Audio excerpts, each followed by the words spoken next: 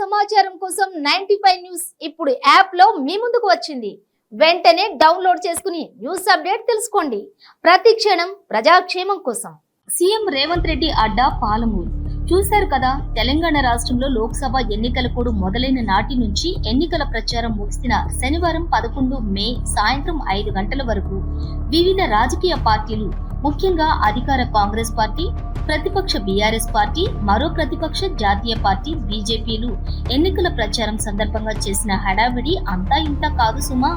ఆకాశమే హద్దుగా ఆయా పార్టీల అగ్రనాయకులు, చోటామోటా నాయకులు చెలరేగిపోవటం వింత కాదు గాని ఎందుకో విచిత్రం అని చెప్పి తీరాలి.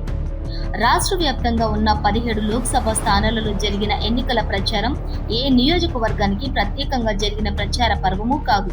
ఒక తంతులా మాసిపోయిన ఒక విగ్రహం ఊరేగింపులో జరిగిందంటే ఆశ్చర్యపోవాల్సిన విషయం కూడా కాదు.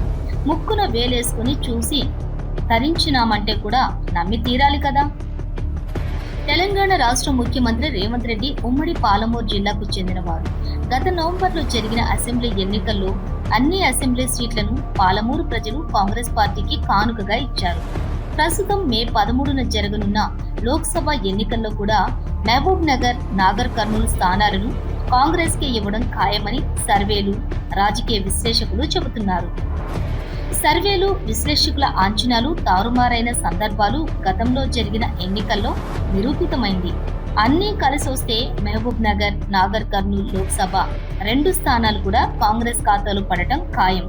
కానీ ప్రచార పర్వం ముగింపునకు వచ్చే సమయానికి పార్టీల బలాబలాల్లో మార్పు వచ్చినట్లుగా తెలుస్తోంది.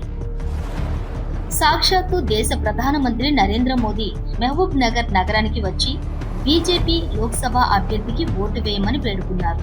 అలాగే మాజీ సీఎం కె చంద్రశేఖరరావు కూడా బస్సు యాత్రలు, రోడ్ షోలు చేసి తమ సిట్టింగ్ ఎంపీ మన్నెం శ్రీనివాసరెడ్డిని మరోసారి గెలిపించాలని ప్రజలను బ్రతిమాలుకున్నాడు.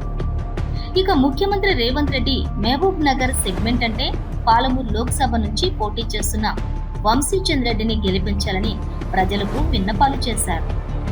ఈ ప్రధాన పార్టీలు చేసిన ఎన్నికల ప్రచారానికి, వారి సభలకు ఆ వేళల్లో లక్షల్లో ప్రజలు హాజరై నీరాజనాలు పట్టడం చాలా విశేషం.